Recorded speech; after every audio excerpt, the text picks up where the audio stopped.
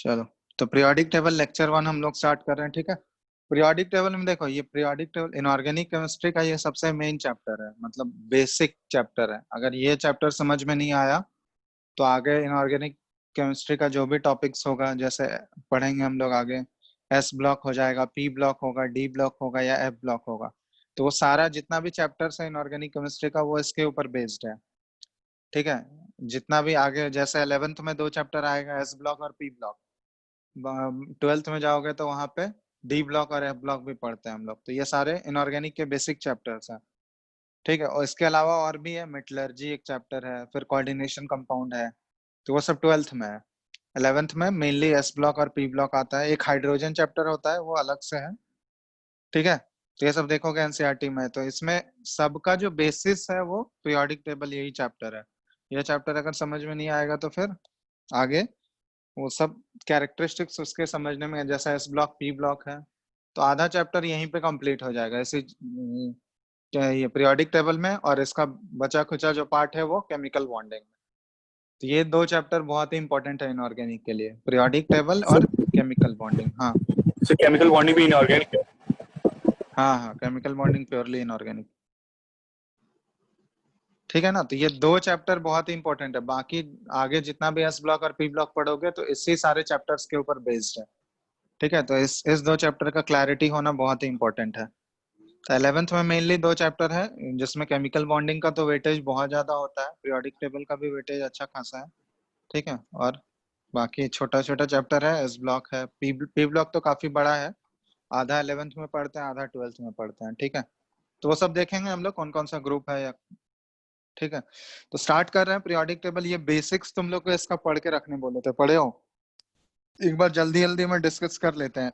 Basic मतलब history जो है पीरियोडिक टेबल का, हिस्ट्री तुम लोग पढ़े होगे ना पहले, हिस्ट्री ऑफ पीरियोडिक टेबल। बताओ तुम ही लोग बताओ, ये हम डिटेल में नहीं जा रहे हैं, ठीक है। ये डिटेल में जाना भी नहीं है, जो मेन पार्ट है वो सब डिस्कस करना इंपॉर्टेंट है। हिस्ट्री तुम लोग क्लास 10th में तो पढ़े हो ना, ये याद ही होगा अभी तक तो। यस हिस्ट्री में सबसे पहले पढ़े होगे कौन सा? सबसे पहले देखो लेवोइजर था, ठीक है। यहाँ जस्ट बता दे रहा है, ये लिखा नोट डाउन नहीं करा रहे, ये इंपॉर्टेंट भी नहीं है उतना। लेवोइजियर्स क्लासिफिकेशन था। लेवोइजियर जो है ये क्या किया था, जितने भी एलिमेंट्स उस समय, शुरुआत में तो एलिमेंट सारे डिस्कवर हुए नहीं थे, तो जितने भी एलिमेंट्स उस समय डिस्कवर हुए थे तो ये उनको क्लासिफाई किया था 2 कैटेगरीज में, एक को मेटल बोल दिया था और दूसरा को नॉन मेटल बोला था। बस यही 2 बेसिक कैरेक्टरिस्टिक्स था, ठीक है इसका, कि जितने भी एलिमेंट उस समय डिस्कवर हुए थे उसको मेटल और नॉन मेटल में डिस्टिंग्विश कर दिया था वो, ठीक है। डिफ्रेंशिएट कर दिया था मेटल और नॉन मेटल में। तो ये तो बेसिस नहीं बना इस, ये ना तुम एलिमेंट्स को अरेंज किया था, बस ये 2 पार्ट में क्लासिफाई कर दिया था। बोला था एक एक टाइप का एलिमेंट होगा मेटल और दूसरे टाइप का नॉन मेटल। इसके बाद डॉबर्नियर्स लॉ हम लोग पढ़े हैं। डॉबर्नियर्स पढ़े हो ना तुम लोग? Dobereiner's law of yes triads है, लॉ ऑफ ट्राइड्स। तो इसमें क्या था, इसमें ये 3-3 का ग्रुप लिया था। ट्राइड्स मतलब क्या होता है, 3-3 के ग्रुप्स बनाते हैं, ग्रुप ऑफ 3 को ट्राइड बोलते हैं।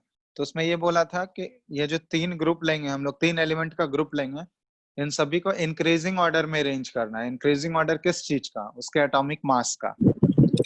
तो उसके एटॉमिक मास में अगर हम लोग इंक्रीजिंग ऑर्डर में अरेंज करेंगे तो जो मिडिल वाला जो एलिमेंट होगा उसका एटॉमिक मास जो आएगा वो पहले और आखिरी वाले का, फर्स्ट और मीन थर्ड वाले का अप्रोक्सीमेट मीन एवरेज होगा। एग्जैक्ट मीन नहीं बोला था, मतलब अप्रोक्सीमेट मीन, समझ में आया? कि वो या तो एग्जैक्टली इक्वल हो जाएगा, वो एग्जैक्टली इक्वल हो भी सकता है, या फिर थोड़ा बहुत का डिफरेंस होगा उसके एवरेज में। जैसे इसमें ग्रुप पढ़े होंगे सबसे, कौन कौन सा था, लिथियम, सोडियम, पोटाशियम। तो इस केस में एग्जैक्ट आ गया था। लिथियम का एटॉमिक मास है 7, पोटाशियम का है 39 और सोडियम का होता है 23। तो यहाँ पे जब एवरेज लिया गया किसका, फर्स्ट और थर्ड वाला का, मतलब फर्स्ट और टर्मिनल वाला, ठीक है। तो 39 प्लस 7/2, तो इस केस में करोगे तो ये क्या आ जाएगा, एग्जैक्टली 23। तो इस केस में तो एग्जैक्ट मैच कर रहा था। और कौन कौन से ट्राइड थे बताओ तो? एक ये भी था, अर्थ अल्कलाइन कैल्शियम, में स्ट्रॉन्सियम, बेरियम। तो इस केस में देखो कैल्शियम का होता है 40, बेरियम का होता है 137, और स्ट्रॉन्सियम का 88 होता है। एटॉमिक मास ये है, increasing order of atomic mass में अरेंज किया गया। तो यहाँ पे एवरेज लोगे 40 प्लस 137/2 करोगे तो ये आ जाएगा कितना, चलो ये इक्वल टू 177/2 और ये आ गया 88.5। तो यहाँ पे देखो एग्जैक्ट इक्वल तो नहीं आया, बट अप्रोक्सीमेटली हम लोग इक्वल बोल सकते हैं, ठीक है। अप्रोक्सीमेट मीन यहाँ आया। क्लियर है ना। एक और एग्जांपल ले ले रहे हैं, जैसे क्लोरीन, ब्रोमीन, आयोडीन। तो इस केस में ये 35.5 आया, ये 80 आया, ये 127 है इसका।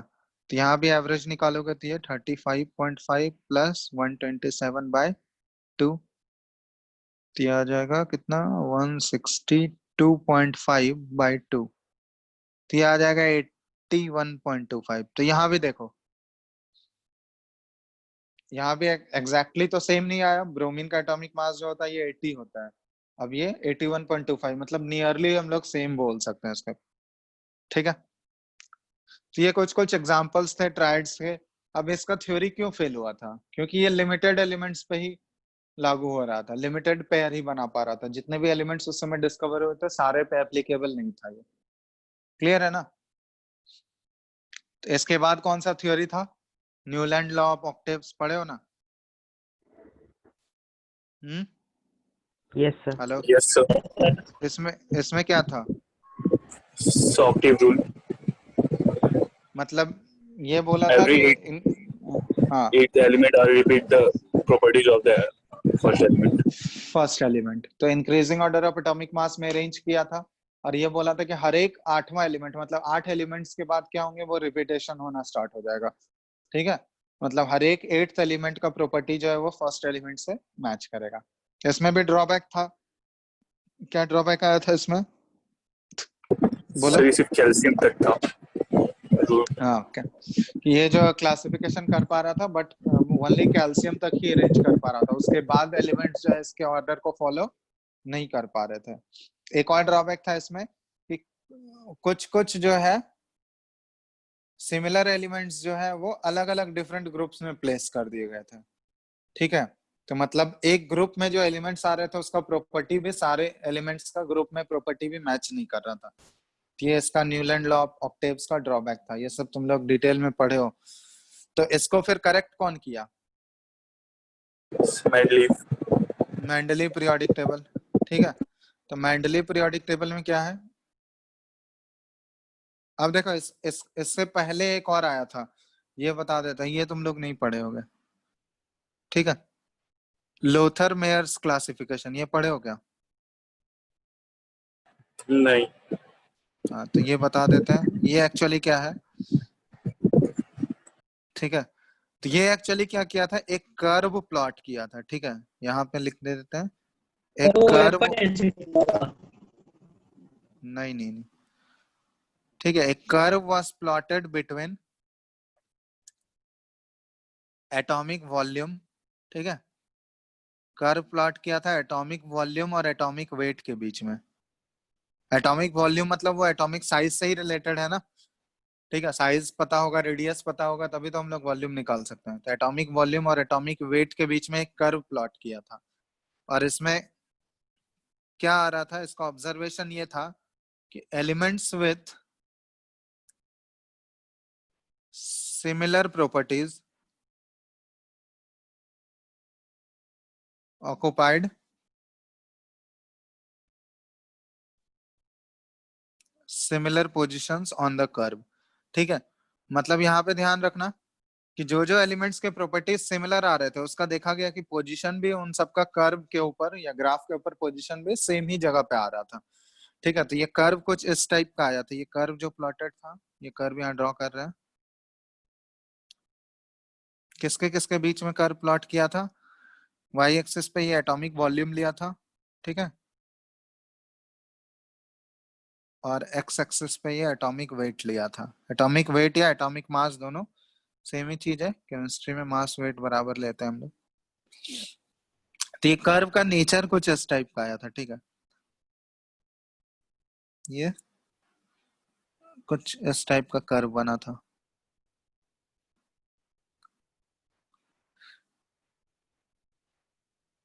ठीक है, इस टाइप का कर्व आ रहा था। तो एक्चुअली देखा गया, देखो मतलब जिन जिन एलिमेंट्स के प्रॉपर्टीज सिमिलर थे ना, उनका पोजीशन भी ग्राफ में सेम सेम पोजीशन पे आ रहा था। जैसे सारे अल्कली मेटल्स में ये टॉप पे आ रहे थे, ठीक है, लिथियम, सोडियम, पोटाशियम, रुबिडियम, ये सारे जितने भी अल्कली मेटल्स थे, ये टॉप पोजीशन, ग्राफ का सबसे टॉप मोस्ट पोजीशन ऑक्युपाई कर रहा था, ठीक है। उसके बाद जितने भी अल्कलाइन अर्थ मेटल थे, अल्कलाइन अर्थ मेटल जो है ये डिसेंडिंग पोर्शन में आया, ठीक है। डिसेंडिंग पोर्शन मतलब यहाँ पे, ये डिसेंडिंग मतलब जो नीचे जा रहा है, ठीक है, और असेंडिंग मतलब जो ऊपर जा रहा है, ठीक है। तो डिसेंडिंग पोर्शन में जैसे यहाँ पे बेरिलियम आया, ठीक है, इस जगह पे मैग्नीशियम आया, फिर यहाँ पे डिसेंडिंग पोजीशन में कैल्शियम आया, यहाँ पे डिसेंडिंग पोजीशन में स्ट्रोंशियम आया, ठीक है। तो इस टाइप का आ रहा था, मतलब जिन जिन एलिमेंट्स के प्रॉपर्टीज सिमिलर थे, उन सब का पोजीशन भी ग्राफ के ऊपर सेम था, ठीक है। तो अब यहाँ पे देखो, ये कुछ कुछ ऑब्जर्वेशन ये देखा था, मतलब अल्कली मेटल्स, जितने भी अल्कली मेटल्स थे, मतलब जो फर्स्ट ग्रुप वाला है, तो ये पीक पोजीशन ऑक्युपाई कर रहा था, ठीक है, peak position of the curve. ये ऑब्जर्वेशन आया था इसके कर्व के बेसिस पे। जितने भी अल्कलाइन अर्थ मेटल थे, अल्कलाइन अर्थ मेटल हम लोग किसको बोलते हैं? ग्रुप 2 वाले को, ठीक है। जो Yes. मॉडर्न पीरियोडिक टेबल है ना, उसमें जो ग्रुप 2 वाला है वो अल्कलाइन अर्थ मेटल है। तो अल्कलाइन अर्थ मेटल वाले को देखा गया था descending portion of the graph. Descending मतलब जो नीचे जा रहा है, ठीक है, descending portion of the curve पे ये ऑक्युपाई कर रहा था,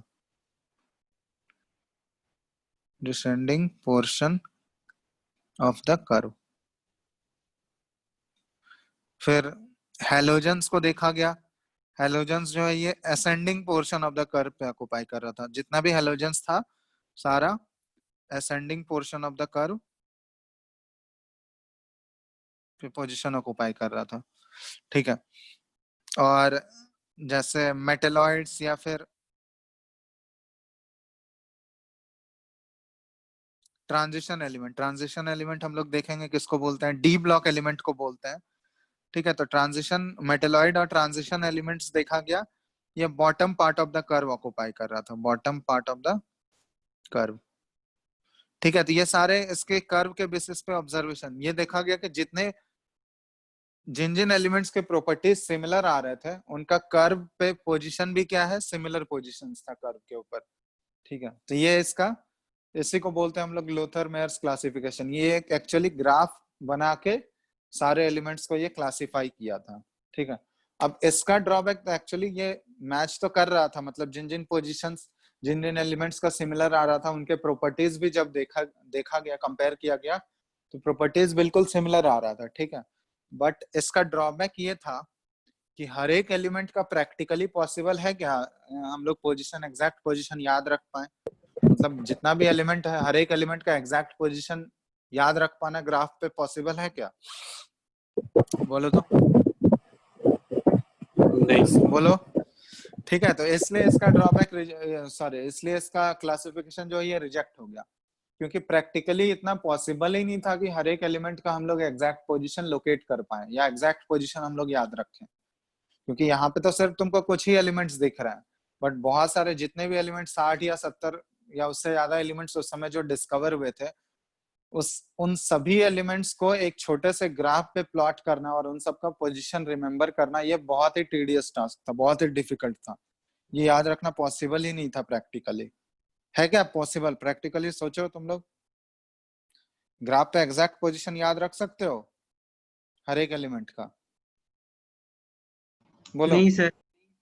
तो इसलिए इसका जो है क्लासिफिकेशन प्रैक्टिकली ये इम्पॉसिबल था, इसीलिए इसको रिजेक्ट कर दिया गया, ठीक है। क्लियर है ना? तो ये वाला पार्ट तुम लोग ये क्लासिफिकेशन पहले नहीं पढ़े होगे, तो यही है लोथर मेयर्स क्लासिफिकेशन, ठीक है। तो इसके बाद जो आया, इसके बाद हम लोग नेक्स्ट पढ़ते हैं मेंडलीव्स पीरियोडिक टेबल, है ना? पढ़े ही होगे तुम लोग मेंडलीव्स, याद है या नहीं? Yes, sir. Mendeleev's periodic table, तो इसको फादर ऑफ पीरियोडिक टेबल भी बोला जाता है मेंडलीव को, क्योंकि मेन काम जो है पीरियोडिक टेबल को अरेंज करने वाला ये मेंडलीव ही किया था, ठीक है। मेंडलीव का पीरियोडिक लॉ, एक ये पीरियोडिक लॉ दिया था, क्या पीरियोडिक लॉ था इसका बोलो? property of the element or the periodic function of the atomic number.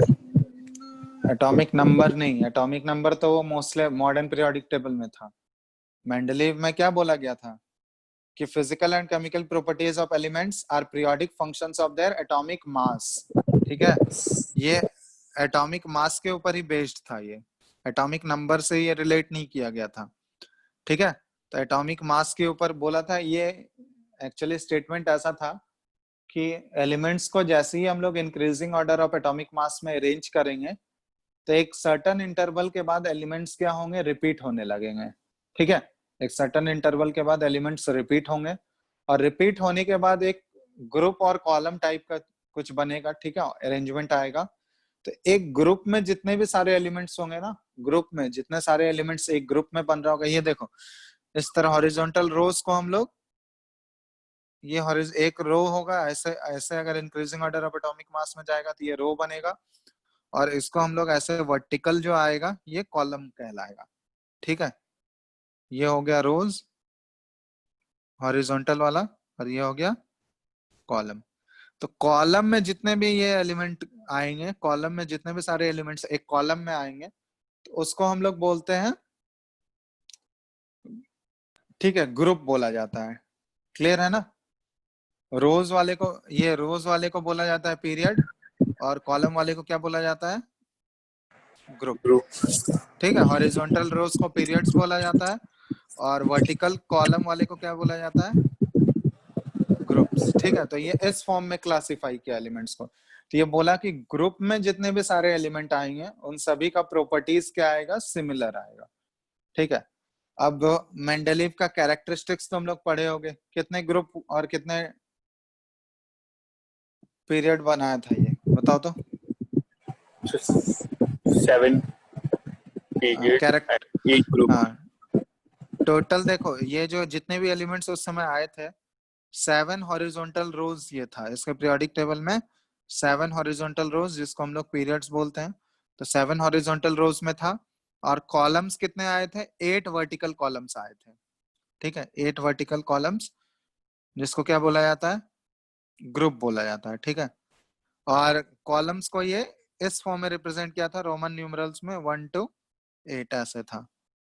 ठीक है, अब देखो इसमें एक और मॉडिफिकेशन आया था मेंडलीव पीरियोडिक टेबल में। देखोगे उस समय जब ये एक्चुअल में बनाया था अपना पीरियोडिक टेबल, तो उस समय नोबल गैस का डिस्कवरी नहीं हुआ था, लेकिन जब बाद में नोबल गैस का डिस्कवरी हुआ तो उसको एक और ग्रुप इसमें ऐड करना पड़ा, जिसको बोला गया जीरो ग्रुप।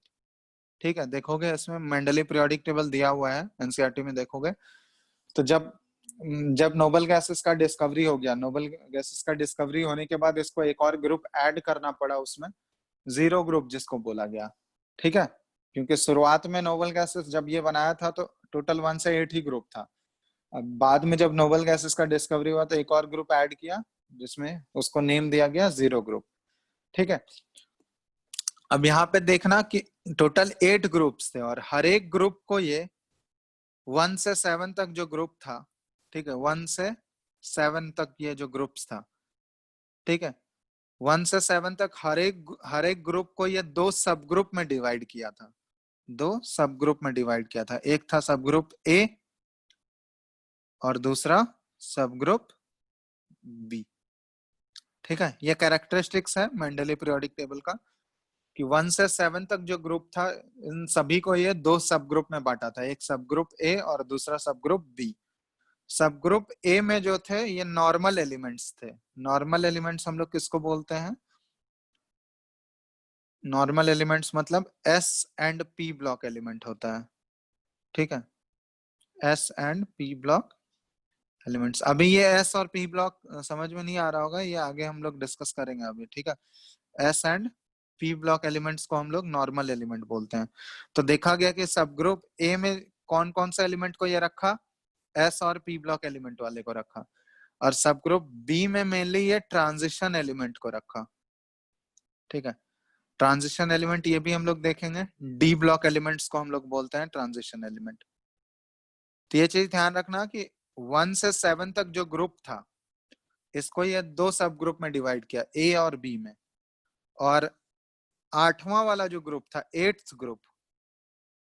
ग्रुप में टोटल 3 ही एलिमेंट्स थे, ठीक है। उस समय टोटल 3 ही एलिमेंट आया था, आयरन, कोबाल्ट और निकल, ठीक है।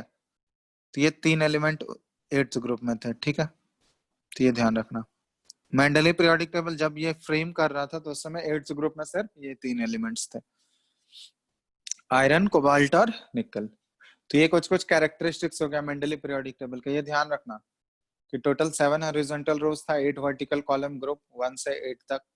बाद में एक 0 ग्रुप ऐड किया गया नोबल गैसेस वाले को, ठीक है। ये कौन सा ग्रुप है?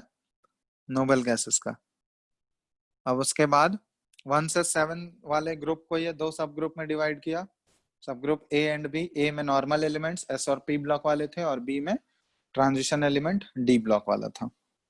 और 8th ग्रुप में टोटल 3 एलिमेंट थे, आयरन, कोबाल्ट और निकल। क्लियर है? तो ये सब इंफॉर्मेशन है, जस्ट इंफॉर्मेशन। बताओ तो इसका मेरिट्स क्या क्या था, ये अचीवमेंट क्या था मेंडलीव का? सर इन्होंने, हेलो, ठीक है, ये तो हो गया कैरेक्टरिस्टिक्स। अचीवमेंट बताओ, सबसे मेजर अचीवमेंट ये पढ़े होगे तुम लोग मेंडलीव का। पहला तो ये अचीवमेंट ये था कि ये एलिमेंट्स को एक सिस्टमेटिक ऑर्डर में क्लासिफाई किया, मतलब हॉरिजॉन्टल रोज, पीरियड और ग्रुप, वर्टिकल कॉलम, ग्रुप में क्लासिफाई कर दिया ताकि आसान हो जाए कंपैरिजन। जो है एक एलिमेंट का अगर दूसरे एलिमेंट के साथ करना है तो अगर सिस्टमेटिक ऑर्डर में रहेगा तो हम लोग आसानी से एक एलिमेंट को दूसरे एलिमेंट से कंपेयर कर सकते हैं, ठीक है।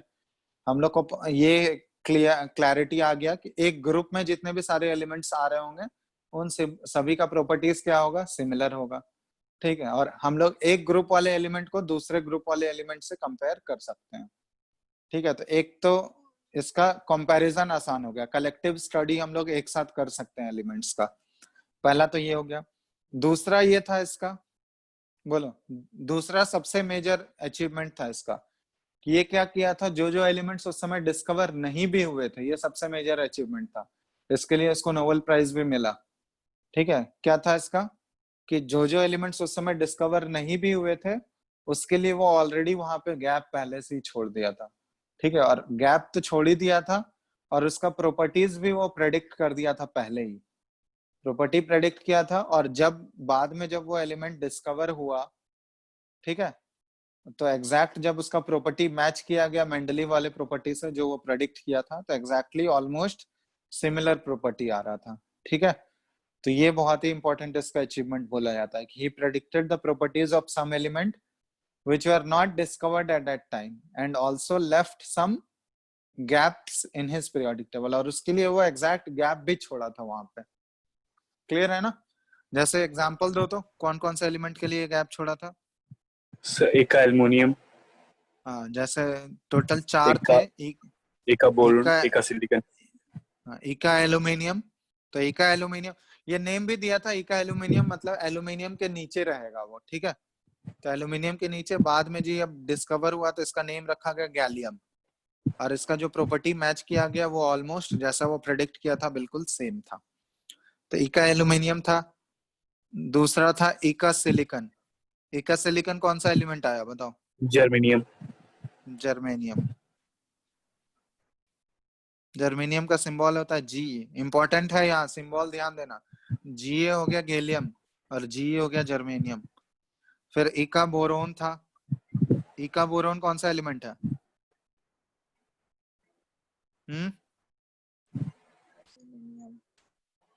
कौन सा?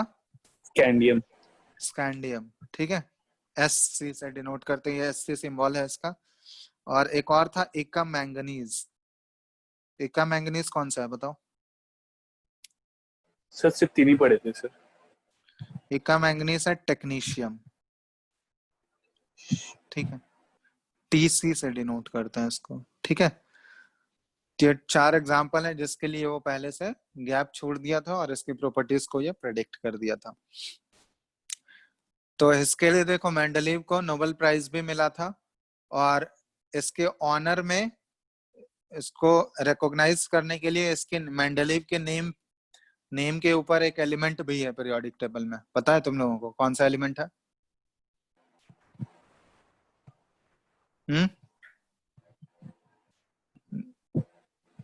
खोजना पड़ेगा। ये देखना है एटॉमिक नंबर 101 वाला एलिमेंट, ठीक है। एटॉमिक नंबर 101, इसका नेम रखा गया मेंडेलिवियम, मेंडलीव के ऊपर है ये, ठीक है। मेंडलीव को रिकॉग्नाइज करने के लिए, इसको ऑनर करने के लिए इसके नाम पे एक एलिमेंट को रखा गया। एटॉमिक नंबर वो कौन सा है? 101 वाला, मेंडेलिवियम इसका नेम है। सर बोलो। सर 101 100 के बाद सर सारा नेम तो सिस्टमैटिक हो चुका था ना? हाँ, वो तो आईयूपीएससी नेम है, आईयूपीएससी नेम वो पढ़ेंगे हम लोग, ठीक है।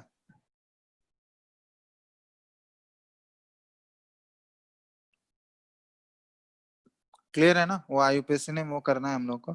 मेंडेलिवियम, इसका सिंबल MD होता है, ठीक है। ये मेंडेलिवियम है। तो मेंडलीव को ऑनर करने के लिए इन रिकॉग्निशन, ये ऐसे लिख देना, इन रिकॉग्निशन ऑफ मेंडलीव, उसको ऑनर करने के लिए ये नेम दिया गया।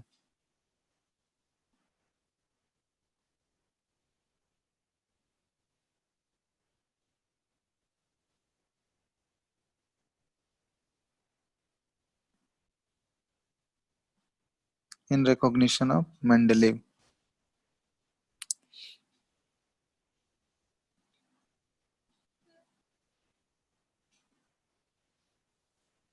ठीक है। चलो, तो ये हो गया मेंडलीव के बारे में। एक और इसका अचीवमेंट था कि मेंडलीव जो है कुछ कुछ एलिमेंट का एटॉमिक मास भी करेक्ट किया था। जैसे बेरिलियम का ये एटॉमिक मास करेक्ट किया था। बेरिलियम का पहले जो एटॉमिक मास मेंडलीव के पहले 13.5 लिया जाता था, लेकिन ये इसको करेक्ट करके कितना करेक्ट एटॉमिक मास इसका कितना लिया, इसको करेक्ट करके ये 9 बताया था, ठीक है। Correct atomic mass 9। Before Mendeleev इसका लिया जाता था कितना, 13.5, जो कि गलत था, ठीक है। तो ये इसके बिफोर मेंडलीव इसका मास लिया जाता था 13.5, जो कि इनकरेक्ट था, ठीक है। इसको ये करेक्ट करके 9 किया। क्लियर है? तो ये कुछ कुछ अचीवमेंट्स आ गया मेंडलीव का। अब इसका बताओ तो इसका ड्रॉबैक क्या क्या था मेंडलीव पीरियोडिक टेबल का? इसका ड्रॉबैक है, तभी तो जरूरत पड़ा मॉडर्न पीरियोडिक टेबल का। बोलो, ड्रॉबैक में क्या क्या आ जाए? से एटॉमिक मास लेके काम किया था। हाँ, तो वो तो बाद में हुआ ना, वो तो जब वो करेक्ट किया, क्या क्या उससे प्रॉब्लम क्या आ रहा था एटॉमिक मास से आइसोटोप्स को अलग अलग प्लेस कर दिया था। हाँ, क्योंकि आइसोटोप्स देखो, क्योंकि बहुत सारे एलिमेंट्स जो है वो डिफरेंट फॉर्म्स में एग्जिस्ट कर रहा था, लेकिन इसका जो अरेंजमेंट था वो किस ऑर्डर पे था? एटॉमिक मास के ऑर्डर पे था। और हमको पता है कि आइसोटोप्स का एटॉमिक मास क्या होता है? डिफरेंट होता है ना? तो सेम ही एटम, सेम ही एलिमेंट के एटम के लिए इसको अलग अलग पोजीशन, या फिर आइसोटोप्स के पोजीशन को ये जस्टिफाई नहीं कर पा रहा था। जैसे हाइड्रोजन है, तो हाइड्रोजन के लिए देखो, हाइड्रोजन के 3 आइसोटोप होते हैं, 11, 12 और 13, ठीक है। तब इसके ऑर्डर से अगर हम लोग देखें तो इन हाइड्रोजन एटम्स के लिए इसको कितना जगह छोड़ना पड़ता बताओ तो? 3 स्पेस छोड़ना पड़ता, क्योंकि तीनों का मास तो अलग अलग है ना। बट इन सभी को ये एक ही स्पेस में रख दिया था। हाइड्रोजन, सिर्फ हाइड्रोजन के लिए एक ही प्लेस अलॉट किया था। जैसे क्लोरीन है, तो क्लोरीन का भी 2 आइसोटोप होता है, एक 35 होता है और 37 होता है। तो इसके लिए भी इसको 2 प्लेस छोड़ना चाहिए क्लोरीन के लिए, क्योंकि ये दोनों फॉर्म में पाया जाता है नेचर में। इसके लिए भी ये एक ही जगह छोड़ा था। तो ये क्या था कि आइसोटोप्स के पोजीशन को ये जस्टिफाई नहीं कर पा रहा था। ये तो रख दिया एक ही जगह, बट ये एक्सप्लेन नहीं कर पा रहा था कि क्यों आइसोटोप्स जो है एक ही पोजीशन ऑक्युपाई कर रहा है। उसको जस्टिफिकेशन कोई नहीं मिल पा रहा था, क्योंकि अगर वो खुद के लॉ को यहाँ पे वायलेट कर रहा था ना, क्योंकि उसके अकॉर्डिंग तो इन दोनों का मास अलग अलग है, तो पोजीशन भी क्या होना चाहिए? अलग अलग होना चाहिए अलग। था। तो इसलिए ये अपने ही लॉ को वायलेट कर रहा था, ये उसको प्रॉपर जस्टिफिकेशन नहीं दे पा रहा था आइसोटोप्स के केस में, ठीक है। तो पहला ड्रॉबैक तो ये मिल गया। दूसरा ड्रॉबैक क्या था? Sir miscellaneous problem, sir position of हाँ, मतलब कोबाल्ट कुछ और कुछ निकल का। ये, जैसे कुछ कुछ एलिमेंट्स जो है हैवियर, जैसे इसमें क्या होगा, increasing order of atomic mass में अरेंज कर रहे हैं, तो जिसका मास ज्यादा है वो बाद में आना चाहिए, जिसका मास पहले है वो पहले आना चाहिए। क्या किया, कुछ जगह एनॉमलस पेयर बन गया, मतलब जिसका मास ज्यादा था वो पहले आ गया और जिसका मास कम था वो बाद में आ गया। जैसे इसमें एग्जांपल आया कोबाल्ट और निकल वाला केस, ठीक है। कोबाल्ट का मास जो होता है ये निकल से ज्यादा होता है, क्लियर है ना। कोबाल्ट का मास जो होता है ये Yes, sir. 58.93 एग्जैक्ट, और निकल का मास होता है 58.69।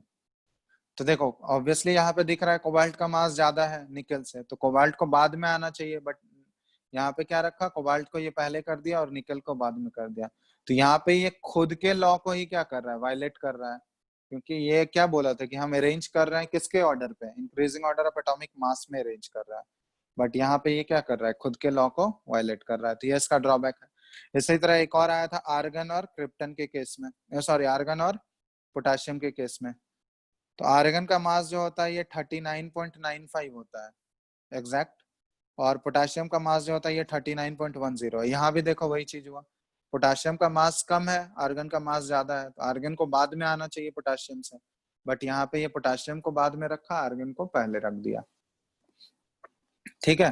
तो ये इसका ड्रॉबैक था। तो ये कुछ कुछ एनामलस पेयर बन रहे थे जहां पे एटॉमिक मास ज्यादा होने के बावजूद उसको ऑर्डर में पहले रख दिया गया था, और उसका वो जस्टिफिकेशन कोई नहीं दे पाया, क्योंकि अगर जस्टिफाई कर पाता तो वो खुद के रूल को वायलेट करता ना, खुद का जो पीरियोडिक लॉ दिया था उसका खुद वायलेशन है वो, है ना। ठीक है, तो ये सारे ड्रॉबैक्स हो गए किसके, मेंडलीव्स के। क्लियर है, कोई डाउट है इसमें? Hello, No, sir. चलो इसको करेक्ट कौन किया बताओ, हु करेक्टेड दिस ऑल? इसके Modern. इसका जितना भी डिमेरिट्स था या डिसएडवांटेजेस था, डिसएडवांटेजेस तो नहीं बोलेंगे, ठीक है, डिमेरिट्स बोलते हैं ऐसा, या फिर लिमिटेशंस हम लोग बोल सकते हैं। तो इन सभी लिमिटेशंस को कौन सॉर्ट आउट किया, मोस्ले। मॉडर्न पीरियोडिक टेबल में हम लोग पढ़ते हैं, मॉडर्न पीरियोडिक टेबल कौन बनाया, कौन बनाया मॉडर्न पीरियोडिक टेबल? हेनरी हेन मोज़ेली। हाँ, हेनरी मोस्ले, ठीक है। तो यहाँ पे बस इसको हेनरी मोस्ले को देखो, मेंडलीव वाले पीरियोडिक टेबल से बस सिर्फ एक चेंज करना पड़ा, एक वर्ड का चेंज कर दिया, तो सारा जितना भी उसका ड्रॉबैक था ना वो इसके लिए, जो या जितना भी उसका डीमेरिट था वो इसके लिए मेरिट बन गया। क्या वो किस वर्ड में चेंज किया बताओ तो? Sir, Atomic atomic mass. number. हाँ, बस वो एटॉमिक मास को चेंज कर दिया, बोला कि पीरियोडिक, ये अपना एक मॉडर्न पीरियोडिक लॉ दिया था। मॉडर्न पीरियोडिक लॉ क्या था, ये एलिमेंट्स को एटॉमिक मास के बेसिस पे अरेंज नहीं किया, किसके बेसिस पे अरेंज किया, Atomic number. एटॉमिक नंबर पे। ये बोला कि हम लोग एटॉमिक मास के बेसिस पे अरेंज नहीं कर रहे, हम लोग एटॉमिक नंबर के बेसिस पे अरेंज कर रहे हैं, ठीक है। तो एटॉमिक नंबर के बेसिस पे अरेंज करोगे तो देखो जितना भी उसका ड्रॉबैक था मेंडलीव का वो सारा क्लियर हो जाएगा, ठीक है। तो ये एक रिलेशन भी दिया था, ठीक है। ये एक्चुअली क्या किया था, एक एक्सपेरिमेंट किया था हेनरी मोस्ले, ठीक है। ये एक्सरे का प्रॉपर्टी सब स्टडी कर रहा था। तो ये क्या किया, इलेक्ट्रॉन का बीम जो है ये बॉम्बार्ड किया था बहुत सारे मेटल पे। तो जैसे ये मेटल का सरफेस लिया, ठीक है, मेटल का सरफेस, तो यहाँ पे ये क्या कर रहा था, इलेक्ट्रॉन्स का बीम ये इसके ऊपर बॉम्बार्ड कर रहा था, ठीक है, इलेक्ट्रॉन का बीम, या ऐसे बोलते हैं हम लोग बीम ऑफ इलेक्ट्रॉन, ठीक है। तो बीम ऑफ इलेक्ट्रॉन मेटल के सरफेस पे बॉम्बार्ड कर रहा था, तो यहाँ से रेडिएशन निकल रहा था, ठीक है। और ये रेडिएशन क्या था, एक्स रे का रेडिएशन निकल रहा था इससे, ठीक है। एक्स रे से उसका फ्रीक्वेंसी और वेवलेंथ मैच कर रहा था। तो इसके बेसिस पे ये क्या किया, एक रिलेशन निकाला, या मेटल को ये चेंज करते रहा, ठीक है। मेटल को चेंज करते करते उसके कॉरस्पॉन्डिंग पर्टिकुलर फ्रीक्वेंसी आ रहा था, ये एक्सरे आ रहा था, उसका ये फ्रीक्वेंसी हर एक मेटल के कॉरस्पॉन्डिंग जो भी फ्रीक्वेंसी आ रहा था उसको ये नोट करते जा रहा था, और उन सभी के बेसिस पे एक लॉ बनाया, ये एक रिलेशन दिया था कि जो एक्सरे का फ्रीक्वेंसी आ रहा था ना, ये न्यू से डिनोट कर रहे हैं इसको, उसका under root of frequency is equal to A into Z minus B, ठीक है, ये रिलेशन था इसका। अब यहाँ पे ए और बी जो है ये मोस्ले का कांस्टेंट था, क्योंकि ये मोस्ले लो का एक्सप्रेशन है, तो मोस्टली ये ए और बी कांस्टेंट है, और जेड जो है ये डिनोट कर रहा है एटॉमिक नंबर को। एटॉमिक नंबर को मतलब यहाँ पे देखो ये रिलेशन जो है, ये हम लोग ऐसे बोल सकते हैं कि ये फ्रीक्वेंसी जो है ये किसके ऊपर डिपेंडेंट है, एटॉमिक नंबर पे। मेटल जैसे जैसे चेंज करते जाएगा तो उसका एटॉमिक नंबर भी तो चेंज होगा ना, और एटॉमिक नंबर चेंज होगा तो उसके कॉरस्पॉन्डिंग फ्रीक्वेंसी भी चेंज हो रहा था। तो ये एक पर्टिकुलर पैटर्न बना है, एक एलिमेंट का जो एटॉमिक नंबर है और उसके कॉरस्पॉन्डिंग जो एक्सरे का फ्रीक्वेंसी आ रहा था, उनके बीच में ये एक रिलेशन निकाला, और रिलेशन निकाला तो उससे ये एक्सप्रेशन डिराइव हुआ। ठीक है, under root frequency is equal to A into Z minus B. तो यहाँ पे ए और बी क्या है, मोस्ले का कांस्टेंट है। तो इससे ये फाइंड आउट किया कि एलिमेंट का प्रॉपर्टी जो है वो ज्यादा रिलेटेड है किससे, न्यूक्लियर चार्ज से रिलेटेड है, या फिर हम लोग बोल सकते हैं जेड से रिलेटेड है। और जेड किसको डिनोट कर रहा है, एटॉमिक नंबर को डिनोट कर रहा है। ठीक है, जेड से रिलेटेड है तो जेड क्या डिनोट करता है, एटॉमिक नंबर डिनोट करता है। तो इससे ये फाइंड आउट किया, ये कंक्लूड किया कि किसी भी एलिमेंट का प्रॉपर्टीज जो है वो ज्यादा डिटरमाइन होगा उसके जेड से, मतलब उसके एटॉमिक नंबर से डिटरमाइन होगा। ठीक है, और इसी एक्सप्रेशन के बेसिस पे वो अपना पीरियोडिक लॉ दिया। मॉडर्न पीरियोडिक लॉ जो है वो क्या था कि the physical and chemical properties of elements are periodic functions of their atomic number. ठीक है, तो मतलब जैसे जैसे बोला कि जैसे जैसे एलिमेंट्स को हम लोग increasing order of atomic number में अरेंज करेंगे तो एक सर्टेन इंटरवल के बाद एलिमेंट्स क्या होंगे, रिपीट होंगे। ठीक है, और उसको ये रिलेट भी किया, कैसे क्यों रिपीट होगा उसका रीजन भी बताया ये। ठीक है, तो वो देखेंगे रीजन। तो ये एक सिस्टमेटिक अरेंजमेंट दिया, इसको long form of periodic table भी बोला जाता है, मॉडर्न पीरियोडिक टेबल को। इसमें टोटल ये ग्रुप्स बढ़ा के कितने ग्रुप्स कर दिया, ये 18 ग्रुप्स कर दिया मॉडर्न 18। Periodic table. तो टोटल ये ग्रुप कितना कर दिया, 18 ग्रुप्स कर दिया। ठीक है, और टोटल पीरियड्स तो 7 ही पीरियड्स थे। ठीक है, पीरियड 7 ही रहने दिया, लेकिन ग्रुप को बढ़ा के ये कितना कर दिया, 18 कर दिया। ठीक है, तो ये मॉडर्न पीरियोडिक टेबल का कैरेक्टरिस्टिक्स आ गया कुछ। इसमें बताना तो डीमेरिट्स इसका क्या क्या था। मेरिट्स तो समझ में आ गया ना, मेरिट्स जो देखो, जो मेंडलीव का डीमेरिट जो होगा वो इसके लिए क्या बन जाएगा, मेरिट। मेरिट। मेरिट बन जाएगा। ठीक है, बस सेम ही चीज है, जो उसका डीमेरिट है वो इसके लिए मेरिट बन जाएगा। देखो वो आइसोटोप के पोजीशन को जस्टिफाई नहीं कर पा रहा था, लेकिन जैसे ही एटॉमिक नंबर से रिप्लेस कर दोगे देखो जस्टिफिकेशन मिल जाएगा खुद ही, क्योंकि आइसोटोप्स का एटॉमिक नंबर तो सेम रहता है ना। तो एटॉमिक नंबर अगर सेम है तो उसको अलग अलग पोजीशन पे रखना चाहिए क्या, बोलो। No sir. नहीं, तो उसका वो क्लियर हो गया। दूसरा जो एनामलस पेयर बन रहा था, तो एनामलस पेयर को भी ये क्लियर कर दिया, जैसे यहाँ कोबाल्ट और निकल वाला आ रहा था। तो ये increasing order of atomic number के बेसिस पे अरेंज किया। तो नंबर पे देखा गया कोबाल्ट का एटॉमिक नंबर 27 है, निकल का 28 है। तो ये भी तो जस्टिफाइड हो गया ना Mendeley, sorry modern periodic table के हिसाब से, क्योंकि इसका एटॉमिक नंबर ज्यादा है इसलिए ये बाद में आया, इसका एटॉमिक नंबर कम है इसलिए ये पहले आया। उसी तरह इनको भी कर दिया जस्टिफाई। आर्गन का एटॉमिक नंबर 18 होता है, पोटेशियम का 19 होता है, ये भी जस्टिफाई हो गया। तो जो उसके लिए डिमेरिट था वो मॉडर्न पीरियोडिक टेबल के लिए मेरिट बन जाएगा। एक और चीज यहाँ पे ये रीजन भी एक्सप्लेन कर दिया कि एलिमेंट्स, जैसे मेंडलीव में ये तो बोल दिया था कि सर्टेन इंटरवल के बाद एलिमेंट्स रिपीट होना स्टार्ट होंगे, बट क्यों रिपीट होंगे उसको वो एक्सप्लेन नहीं कर पाया था। यहाँ पे रीजन भी मिल जाएगा क्यों, ये कॉज ऑफ पीरियोडिसिटी, उसको हम लोग टर्म बोलते हैं पीरियोडिसिटी बोलते हैं। जो सर्टेन इंटरवल के बाद रिपीट हो रहा है उसको टर्म क्या बोलते हैं हम लोग, पीरियोडिसिटी ऑफ एलिमेंट्स। ये कॉज ऑफ पीरियोडिसिटी को भी एक्सप्लेन कर दिया, क्यों रिपीट हो रहा था बताओ तो, कॉज ऑफ पीरियोडिसिटी क्या था, कोई बता सकता है। वैलेंस इलेक्ट्रॉन्स सेम हो रहा था। हाँ, वैलेंस इलेक्ट्रॉन सेम हो आउटर रहा था, मोस्ट सेल क्योंकि आउटर मोस्ट सेल का कॉन्फ़िगरेशन जो है ऑलमोस्ट सिमिलर आ रहा था। जैसे मान लो देखो लिथियम है, जैसे फर्स्ट ग्रुप वाला हम लोग देखते हैं, लिथियम सोडियम पोटेशियम। ठीक है, तो लिथियम का कॉन्फ़िगरेशन जब लिखोगे तो ये क्या आ जाएगा, 1s2 2s1। सोडियम का लिखोगे 1s2 2s2 2p6 3s1 हो जाएगा। है ना। उसी तरह Yes, sir. पोटाशियम का लिखोगे तो ये लास्ट में देखोगे 4s1 आ रहा है। फिर इसके बाद रुबिडियम आएगा, रुबिडियम का देखोगे 5s1 आ रहा है।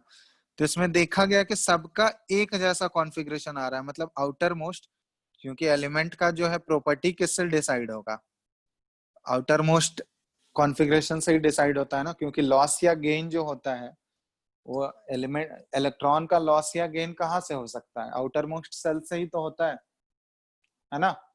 गेन भी करेगा तो आउटर मोस्ट सेल में ही गेन करेगा, लूज भी करेगा तो आउटर मोस्ट सेल से ही लूज करेगा सबसे पहले। तो एलिमेंट्स का जो भी प्रॉपर्टी होता है वो उसके आउटर मोस्ट इलेक्ट्रॉनिक कॉन्फ़िगरेशन पे डिपेंड करता है, ठीक है। तो आउटर मोस्ट इलेक्ट्रॉनिक कॉन्फ़िगरेशन पे अगर डिपेंड कर रहा है, तो अगर सारे एलिमेंट्स के ग्रुप में देखा गया कि एक ग्रुप में जितने भी सारे एलिमेंट्स आ रहे थे उनका इलेक्ट्रॉनिक कॉन्फ़िगरेशन चेक किया गया, तो इलेक्ट्रॉनिक कॉन्फ़िगरेशन में एक सिमिलर टाइप का पैटर्न बन रहा था कि सबका आउटर मोस्ट कॉन्फ़िगरेशन जो था ऑलमोस्ट एक जैसा आ रहा था। तो इससे ये कंक्लूड किया गया कि आउटर मोस्ट कॉन्फ़िगरेशन एक जैसा है, मतलब उसके केमिकल प्रॉपर्टीज भी क्या होंगे, बिल्कुल एक जैसा होगा, मतलब वो जो कंपाउंड फॉर्म करेगा या केमिकल रिएक्शन होगा उसका बिल्कुल एक जैसा होगा, एक टाइप का रिएक्शन होगा। इसमें भी कुछ कुछ एक्सेप्शन होता है, ऐसा नहीं है, क्योंकि हर एक एलिमेंट का प्रॉपर्टी कुछ ना कुछ तो थोड़ा बहुत डिफरेंस होता है, बट एज ए होल हम लोग बोल सकते हैं कि उसका प्रॉपर्टीज जो होगा एज ए होल सिमिलर होगा, बहुत ज्यादा वास्ट डिफरेंस नहीं होगा, थोड़ा बहुत डिफरेंस हो सकता है, but as a whole similar बोल सकते हैं हम लोग। तो वो किसके बेसिस पे आया था, similar Electronic configuration of electronic similar electronic configuration of outermost shell, है ना। तो इसी के बेसिस पे ये एक्सप्लेन किया कि पीरियोडिसिटी क्यों आता है, मतलब कॉज ऑफ पीरियोडिसिटी क्यों वो रिपीट हो रहा है, क्योंकि उसके इलेक्ट्रॉनिक कॉन्फ़िगरेशन जो है सिमिलर हो रहा है। ये चीज मेंडलीव जो है रीजन नहीं बता पाया था, ये बोल दिया था कि एलिमेंट्स रिपीट होंगे, बट उसको एक्सप्लेन नहीं कर पाया कि क्यों रिपीट हो रहा है, ठीक है। तो ये हो गया, इसका मेरिट हो गया। अब मॉडर्न पीरियोडिक टेबल में भी कुछ डीमेरिट है, क्या क्या डीमेरिट है बताओ। हाइड्रोजन का पोजीशन। हाँ, हाइड्रोजन के पोजीशन को, ये अभी भी हाइड्रोजन, क्योंकि हाइड्रोजन का देखो प्रॉपर्टी जो है वो अल्कली मेटल से तो मैच करता ही है, बट हेलोजन वाले से भी मैच करता है। जैसे हाइड्रोजन के लिए कॉन्फ़िगरेशन लिखोगे क्या आएगा, 1s1, है ना। तो इसका देखो अल्कली मेटल से तो मैच कर ही रहा है सब में, ये देखो यहाँ पे आउटर मोस्ट में, और हेलोजन से भी मैच कर रहा है। हेलोजन मतलब जैसे फ्लोरीन ले लेते हैं हम लोग, तो फ्लोरीन का कॉन्फ़िगरेशन लिखोगे 1s2 2s2 2p5, है ना। ये है इसका Yes. कॉन्फ़िगरेशन, एटॉमिक नंबर 9 है। तो इसका आउटर मोस्ट सेल है सेकंड, तो सेकंड सेल में देखो टोटल 7 इलेक्ट्रॉन्स हैं, तो इसको भी अपना ऑक्टेट कंप्लीट करने के लिए 1 इलेक्ट्रॉन का जरूरत है। और हाइड्रोजन तो ऑक्टेट नहीं बनाता है, हाइड्रोजन ड्यूप्लेट बनाता है, तो हाइड्रोजन को अपना ड्यूप्लेट कंप्लीट करने के लिए कितने इलेक्ट्रॉन का जरूरत है, 1 One. इलेक्ट्रॉन का जरूरत है। तो यहाँ से इसका देखो ये अल्कली मेटल से भी मैच कर रहा है इसका प्रॉपर्टी, और हेलोजन से भी मैच कर रहा है, क्योंकि दोनों को अपना आउटर मोस्ट इलेक्ट्रॉन या outer most electronic configuration full करने के लिए 1 इलेक्ट्रॉन का रिक्वायरमेंट है, ठीक है। तो ये हाइड्रोजन के प्रॉपर्टी जो है ये फर्स्ट ग्रुप 1 से भी मैच कर रहा है और ग्रुप 17 हेलोजन वाले से भी मैच करता है, बट इसको ये प्लेस किसके साथ किया है, मॉडर्न पीरियोडिक टेबल में हाइड्रोजन का प्लेस कहाँ पे है, ग्रुप 1 के साथ है, ठीक है ना। हेलोजन के साथ तो नहीं रखा है ना उसको, नो सर। नहीं। तो ये इसका हाइड्रोजन का पोजीशन जो है वो अभी भी एम्बिगुअस है, एम्बिगुअस है मतलब वो दोनों से मैच कर रहा है, तो उसको हेलोजन के साथ भी रखा जाता था, रखा जा सकता था, बट उसको वहां नहीं रखा गया है, अल्कली मेटल के साथ रखा गया। तो यहाँ पे हाइड्रोजन के पोजीशन को लेके अनसर्टेनिटी मेंटेन्ड है अभी भी, तो ये इसका एक डिमेरिट है। एक और डिमेरिट है, क्या डिमेरिट मॉडर्न पीरियोडिक टेबल का बताओ। सर ये लैंथेनाइड्स और एक्टिनाइड्स को मेन बॉडी हाँ, में include नहीं लैंथेनाइड्स करते। मॉडर्न पीरियोडिक टेबल में देखोगे कि लास्ट में 2 ग्रुप लिखा हुआ है, कि नीचे 2 ग्रुप मतलब 2 रोज, रोज वाला है, रोज के फॉर्म में है वो, तो 2 रो को नीचे रखा गया है, उसको मेन बॉडी में अभी भी जगह नहीं मिल पाया है, ठीक है। तो मेन बॉडी में वो एकोमोडेट नहीं कर पाया अभी तक उसको, उसको अलग से रिप्रेजेंट किया जाता है। तो एक पहला वाला जो है उसको लैंथेनाइड्स बोला जाता है, और दूसरा जो है ये है लैंथेनाइड्स, और दूसरा है एक्टिनॉइड्स। लैंथेनॉइड्स, ठीक है, लैंथेनॉइड्स एंड एक्टिनॉइड्स। ठीक है, तो लैंथेनॉइड्स और एक्टिनॉइड्स को ये main body of periodic table में अभी भी ये जगह नहीं दे पाया है। ठीक है, तो ये अभी भी इसका ड्रॉबैक बचा हुआ है।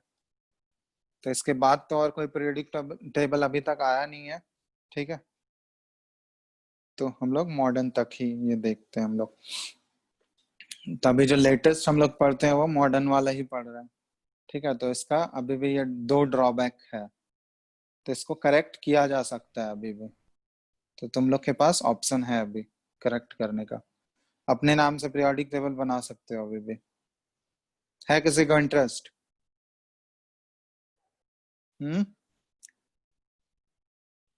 हेलो? सर आप ही कर लीजिए। Yes sir. मेरे को थोड़ी ना है इंटरेस्ट, यस सर। मेरे को रहता तो अभी तो कुछ ना कुछ कर ही लिए रहते। सर थोड़ा सा कोई समय निकालिए अपना इतना बिजी टाइम में से, थोड़ा सा बना लीजिए। एक पीरियोडिक टेबल ही ना बनाना है। पीरियोडिक टेबल बनाना इम्पोर्टेंट नहीं है, ये तुमको 2 ड्रॉबैक को तुमको खत्म करना है। समझ में आ आप रहा है ना? आपसे हो जाएगा, हम लोग आपका सपोर्ट करेंगे। सपोर्टिंग रोल वाला थोड़ी काम चलेगा, रिसर्च करो। ठीक है, ऐसे थोड़ी काम चलने वाला है, रिसर्च करना होगा, थोरो रिसर्च करना होगा। ऐसे ही कोई थोड़ी बना देगा। ये पूरा जो यहाँ तक मॉडर्न पीरियोडिक टेबल तक पहुंचने के लिए कितना साल लगा? ऑलमोस्ट 1 सेंचुरी पार हो गया। 80 to 90 ईयर्स का रिसर्च है। तो ये एक ऐसा थोड़ी है कि एक दिन कोई उठा और बना देगा। क्लियर है ना? तो ये पूरा एक पैटर्न होता है, हर एक साइंटिस्ट का थोड़ा बहुत कंट्रीब्यूशन है, किसी को नेग्लेक्ट नहीं किया जा सकता है। भले ही तुम लोग सोचते हो कि जो थ्योरी उसका रिजेक्ट हो गया, वो क्यों पढ़ रहे हैं हम लोग, फिर जो मेन है वही पढ़ा देंगे। होता है ना ऐसा? जिसका गलत हो गया, रिजेक्ट हो गया, ऐसा थोड़ी है उसका उसका जैसे मेंडलीव है, तो मेंडलीव का तो सबसे मोस्ट इम्पोर्टेंट कंट्रीब्यूशन है पीरियोडिक टेबल। भले ही उसका पीरियोडिक टेबल अभी यूज में नहीं है, रिजेक्ट हो गया उसका, लेकिन फिर भी उसके कंट्रीब्यूशन के लिए उसको नोबेल प्राइज मिला ना। ठीक है, तो हर एक साइंटिस्ट का अलग अलग कंट्रीब्यूशन है यहाँ तक पहुंचने में, डायरेक्ट हम लोग यहाँ तक जंप नहीं कर पाए। क्लियर है? तो अभी भी फर्दर रिसर्च चल ही रहा होगा, जिसको इंटरेस्टेड है वो कर सकता है, ज्वाइन करो। है किसी को इंटरेस्ट इस फील्ड में? बोलो।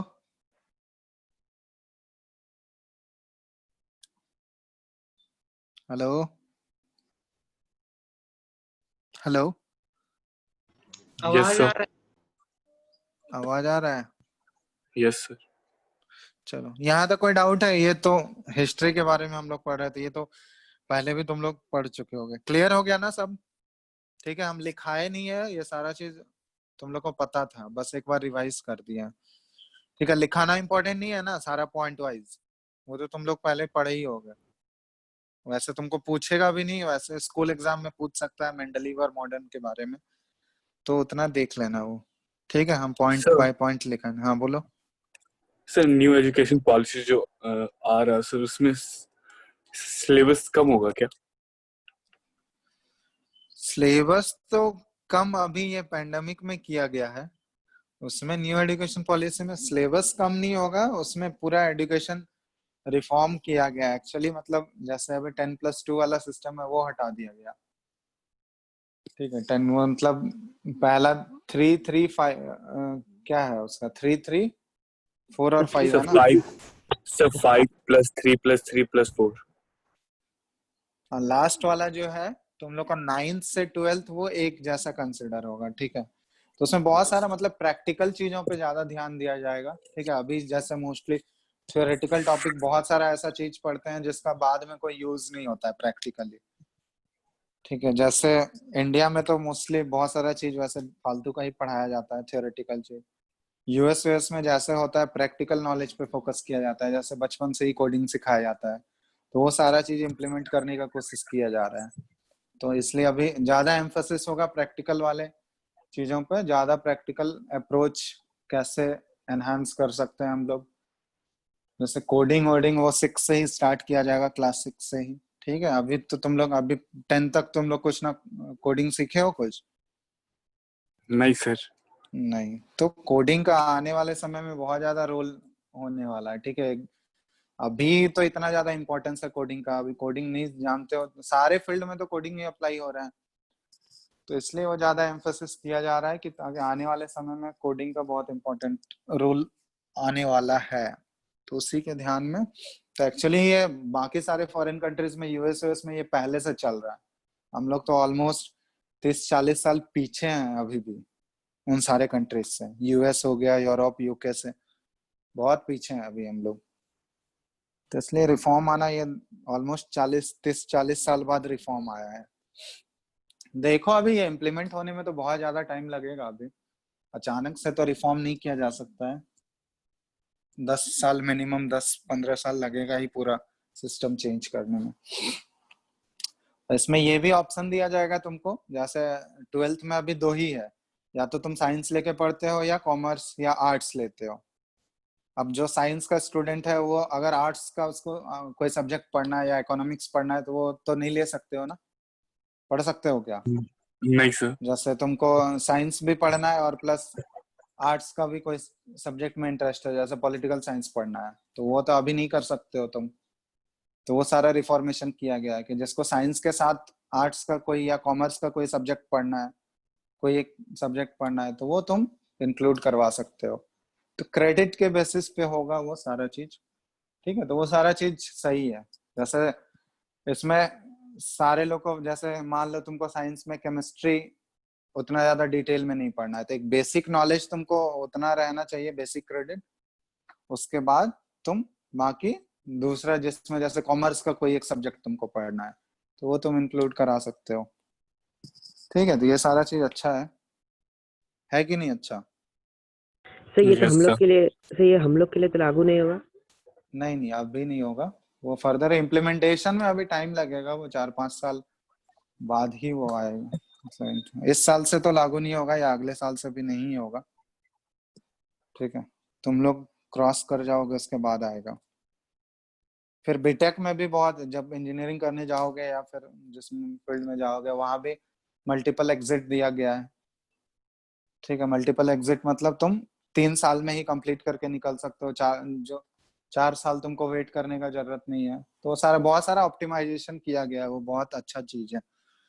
उसका फ्यूचर पे बहुत ज्यादा इम्पैक्ट पड़ने वाला है। मतलब अभी इंडिया में तो उतना ज्यादा इफेक्ट दिखेगा नहीं, 10-15 साल डाउन द लेन उसका इफेक्ट आएगा। ठीक है, तो प्रैक्टिकल अप्रोच वो ज्यादा जरूरी था, मॉडिफिकेशन करना बहुत ज्यादा जरूरी था, क्योंकि तुम लोगों को खुद लगता होगा जैसे बहुत सारा चीज है थ्योरेटिकल, जैसे ये अभी पीरियोडिक टेबल देखा जा रहा है, तो पीरियोडिक टेबल का ऐसे तो जरूरत है, बट इतना हिस्ट्री में भी बहुत सारा चीज पढ़ते हो तुम लोग, उसका कोई प्रैक्टिकल है क्या एप्लीकेशन? तुम नहीं लोग का सर। लगता होगा। तो वैसे ही वो सब चीजों को, जैसे हिस्ट्री में तुम लोग पढ़ते हो, अभी अभी जो हिस्ट्री में है 9-10 में, तो उसमें ज्यादा मुगल सब के बारे में बताया गया, इंडियन हिस्ट्री के बारे में उतना सारा एम्फोसिस नहीं है, इंडिया के बारे में उतना इन्फॉर्मेशन नहीं है, मुगल्स के बारे में ज्यादा है। ठीक है, तो वो सारा चीज नहीं होना चाहिए, इंडिया के बारे में ही आदमी को इन्फॉर्मेशन नहीं है अभी अभी के बच्चे को, तो सारा चीज मॉडिफिकेशन होगा, बहुत सारा चीज किया जाएगा करिकुलम में मॉडिफिकेशन। ठीक है, Yes, sir. चलो, तो वो आने वाले टाइम में इम्फेक्ट दिखेगा उसका, तुम लोग कॉलेज में जाओगे तो उस समय तक कुछ ना कुछ इफेक्ट आ जाएगा उसमें।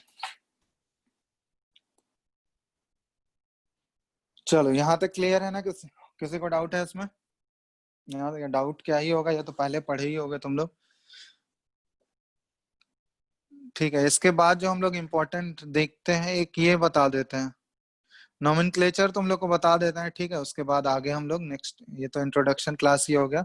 एक नोमेनक्लेचर लिख लो, नोमेनक्लेचर का रूल है ये, जो 100 से ज्यादा होता है ना एटॉमिक नंबर, ठीक है, उसके लिए आईयूपीएससी जो है, आईयूपीएससी एक ऑर्गेनाइजेशन है, केमिस्ट्री का है, सबसे बड़ा ऑर्गेनाइजेशन। जो भी रिसर्च होता है वो आईयूपीएससी के अंदर ही होता है, ठीक है। आईयूपीएससी ये इंटरनेशनली अक्लेम्ड है, इंटरनेशनली रिकॉग्नाइज्ड है ये, मतलब जो भी रूल बनाता है केमिस्ट्री से रिलेटेड वो सारा यही ऑर्गेनाइजेशन करता है, और ये सभी कंट्री को ये रूल फॉलो करना है, ठीक है। सारा इसमें कंट्री इन्वॉल्व है, हर एक कंट्री का इसमें रिप्रेजेंटेटिव होता है। तो आईयूपीएससी का फुल फॉर्म क्या होता है, सर बोलो तो। International union of pure applied chemistry. हाँ, international union of pure and applied chemistry, chemistry. ठीक है। तो ये केमिस्ट्री का एक सबसे मेन बॉडी है, जो भी रूल बनाएगा ये इसी के अकॉर्डिंग बनेगा और सारा कंट्री उसको फॉलो करेगा, ठीक है। तो इसके अकॉर्डिंग क्या है, ये नोमेनक्लेचर का रूल दिया है, जो जो एलिमेंट्स जो है 100 से ज्यादा है, ठीक है, जिसका एटॉमिक नंबर 100 से ज्यादा है उसके लिए ये रूल दिया है। तो नोमेनक्लेचर ऑफ एलिमेंट्स ऐसे लिख सकते हैं हम लोग, हैविंग, ठीक है, सिंपल है, इसमें कुछ नहीं है, having atomic number greater than 100। तो इसके लिए ये रूल बनाया गया है। तो इसमें कुछ कुछ इंपॉर्टेंट चीज है, जैसे जीरो होता है, इसका रिप्रेजेंटेशन, जीरो को नील से रिप्रेजेंट करते हैं हम लोग, ठीक है।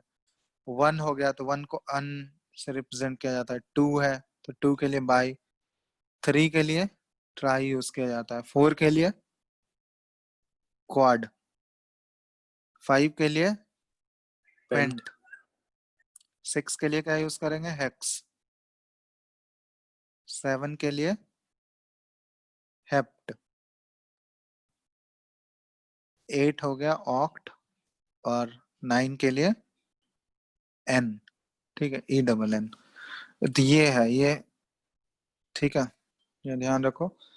अब इसी के बेसिस पे हम लोग नेम लिखेंगे, जैसे देखो नेम लिखना है हमको 101 का, ठीक है। तो आईयूपीएससी के अकॉर्डिंग इसका नेम क्या है, आईयूपीएससी नेम लिख रहा है। तो वन के लिए हम लोग क्या यूज करते हैं, पहला वाला जो देखो, पहला वाला जो लेटर होगा इसका कैपिटल लिखना है, तो फर्स्ट लेटर है कैपिटल, यू कैपिटल आ जाएगा। वन के लिए हम लोग अन यूज करते हैं, तो यू एन हो गया। इसके बाद जीरो के लिए हम लोग क्या यूज करेंगे, नील। नील, तो अन नील। उसके बाद अन। फिर यू, यू के लिए सॉरी वन के लिए अन, और लास्ट में क्या कर देना है हमको, आई यू एम ऐड कर देना है, लास्ट में हमको सिर्फ आई यू एम ऐड कर देना है, ठीक है। तो यहाँ पे ध्यान रखना, ये कुछ कुछ स्पेलिंग करेक्शन भी है, सिर्फ ठीक है। 9 का क्या है? एक बार बोलिए ना। N, N E double N, ठीक है। स्पेलिंग करेक्शन देखो, ये स्पेलिंग करेक्शन है, जहां पे इस टाइप का आएगा ना, बाई बी आई यू, इसको करेक्ट करके लिख देना बी आई यू एम, ठीक है। ये सब उतना इम्पोर्टेंट है नहीं, ये बस लिख लो एक बार थोड़ा सा, टी आर आई, ठीक है। जैसे लास्ट में मान लो बी आई आ गया, बाई आ गया, टू आ जाएगा, उसके बाद आई यू एम, अगर दो आई आ गया तो उसको रिप्लेस कर देते हैं हम एक आई से, ठीक है।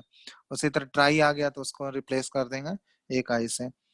अब जैसे लास्ट में एन आ गया, ठीक है, एन, और ये 9 है और उसके बाद 0 है, तो एन नील को हम लोग, इसमें 3 एन आ जाएगा तो इसको 2 एन कर देंगे, एन नील आ जाएगा, ठीक है। इसी तरह अगर ये होगा नीलियम, तो इसको हम लोग रिप्लेस कर देते हैं नीलियम से, एन आई डबल।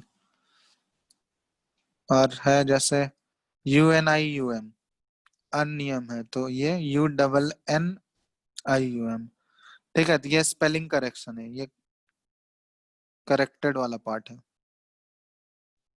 ये ऐसे करेक्ट कर देना है हमको, ठीक है। अगर ये वाला कहीं मिलेगा तो इसको करेक्ट करके ऐसे लिख देना है बस, ठीक है। ये तुम लोग बाद में लिख लेना, ये जस्ट लिख दे रहे हैं यहाँ पे, पीडीएफ तो मिलेगा ही। चलो अब यहाँ पे देखो, जैसे 101 का लिखे, ठीक है, तो ये समझ में आ रहा है ना कैसे लिख रहे हैं, कोई डाउट नहीं है इसमें किसी को। पहला वाला कैपिटल लिखना है तुमको, तो वन के लिए अन, जीरो के लिए नील, फिर वन के लिए अन, और लास्ट में आई यू एम। तो यहाँ देखो U N I U M है, तो यहाँ पे डबल एन लिख दिए क्योंकि यहाँ पे स्पेलिंग करेक्शन है इन्वॉल्व, इसलिए यहाँ लिखे। अब सिंबल इसका अगर हमको लिखना है, तो सिंबल क्या आ जाएगा, सबका फर्स्ट लेटर यूज करना है तुमको, तो यू आ गया, उसके बाद 0 के लिए n आ गया और फिर 1 के लिए u, तो UNU इसका सिंबल हो गया। ठीक है, इसमें पहला वाला लेटर जो होगा ये कैपिटल होगा, तो UNU इसका सिंबल हो गया। 102 का बताओ तो तुम लोग नेम बोलो, 102 का सर क्या वन आएगा नील, बोलो। वन One- नील बायम। ना यस नील अनिल बायम। अब यहाँ 2 बार आई नहीं लिखेंगे हम लोग, एक ही आई, BIUM। ठीक है, चलो इसका सिंबल क्या आ जाएगा बताओ। UNB। UNB। ठीक है, इसी तरह 103 का क्या आ जाएगा, अनिल ट्रायम, UNT। ठीक है, इसी तरह चलो बताओ तुम लोग बोलना 110, 110 का क्या होगा। अन अन नीलियम, अन नीलियम। नीलियम। ठीक है, यहाँ पे देखो NILL वाला स्पेलिंग यूज करेंगे। ठीक है, NILIUM जो है उसको करेक्ट करके NI डबल। इसका सिंबल क्या आ जाएगा बताओ। UNN। UUN। UN। चलो 111 का बताओ। Anium. हाँ, अन Anium. अनियन। Anium. अनियम। ठीक है, UNN यूज कर लेंगे हम लोग। ठीक है, इसका सिंबल क्या आ जाएगा, UUU। ठीक है, तो इसमें है कुछ नहीं, बहुत ही आसान है। जो 119 का बताओ। Anium. अन अन इन्हें इनियम। ठीक है, ENNIUM। इसका क्या आ जाएगा सिंबल, UUE। E. ई ठीक है, बस सिंपल है। 120, 120 का क्या आ जाएगा, An. Un bi un nilium. Bi Nilium. Nilium. ठीक है, NILLIUM। इसका सिंबल आ जाएगा UBN। ठीक है, तो ये ध्यान रखना, बस ये सिंपल है, हो जाएगा ना। तो Yes. 100 से जो ज्यादा है उसके लिए बस ये यूज करते हैं, 100 से कम वाले के लिए नहीं है। ठीक है, तो उसके लिए ये यूज किया गया। ये IUPAC नेम है। हर एक एलिमेंट का जो है कुछ सर्टन नेम होता है, डिफरेंट नेम है। ये IUPAC के अकॉर्डिंग रिकमेंडेड है। जैसे 101 का हम बताए थे, मेंडेलिवियम है ना। Yes sir. लेकिन उसका IUPAC नेम क्या है, अनिल अनियम, UNU। लेकिन कॉमन नेम उसका क्या है, मेंडेलिवियम, जो सिंबल उसका MD होता है। ठीक है, तो उसका हर एक एलिमेंट का एक कॉमन नेम भी है, लेकिन ये IUPAC के अकॉर्डिंग ये रिकमेंडेड है। ठीक है, चलो तो ये हो गया 100 से ज्यादा वाला। सर अगर तो आज 1000 तो हम लोग कैसे नंबरिंग करेंगे और उसका सिंबल क्या रहेगा? अरे 1000 एलिमेंट भी तो होना चाहिए, है सर क्या मान लीजिए 1000 है। हो गया मान लीजिए उतना एलिमेंट होना पॉसिबल है। अभी कितने एलिमेंट्स हैं टोटल बताओ तो। 119 के आसपास। 119 से ज्यादा बढ़ा है, अभी कुछ कुछ नया एलिमेंट आया है। सर मान लीजिए ना हो गया तो उसका सिंबल क्या रहेगा? तो मान लीजिए वो जब होगा तो इसमें मॉडिफिकेशन किया जाएगा। अभी अभी उतना पॉसिबल ही नहीं है, तो उसका ऐसा सर थोड़ी। उसमें भी तो सिंबल थोड़ी ना हाँ, सर, जैसे कि 4 डिजिट होगा तो 4 के लिए अलग अलग डिजिट के लिए हर एक सर टर्म यूज कर लेंगे तो। नहीं तो उसके लिए अलग आएगा, अलग मॉडिफिकेशन होगा इस रूल में कुछ। ठीक है, तो वो जब होगा तब देखा जाएगा। अभी फिलहाल तो इतना ही एलिमेंट है, इससे ही काम चल जा रहा है। ठीक है, जब उतना एलिमेंट होगा, जब देखा जाएगा उससे ज्यादा एक्सीड हो रहा है जिसमें ये रूल फॉलो नहीं होगा, तो उस समय नया मॉडिफिकेशन किया जाएगा। ठीक है, यस यस सर। तो चलो तो आज इतना ही रहने देते हैं, बेसिक ही हुआ आज। नेक्स्ट क्लास से इसका हम लोग डिटेल में जो मेन चीज पढ़ना है हम लोगों को वो स्टार्ट करेंगे हम लोग।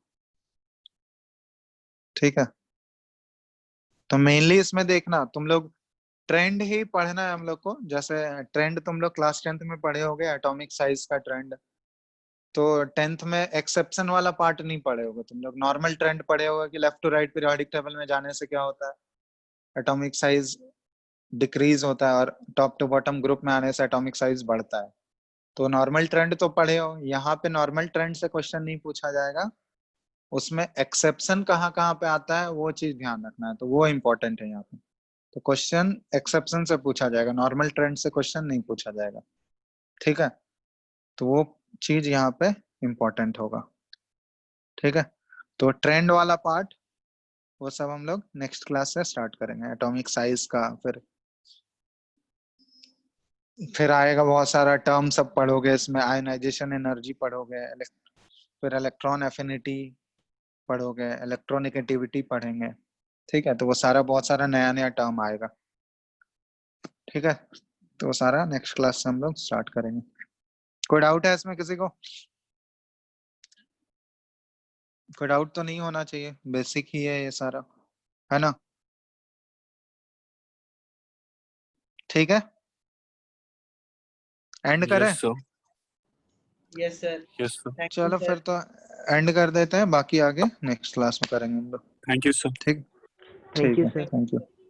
चलो थैंक यू।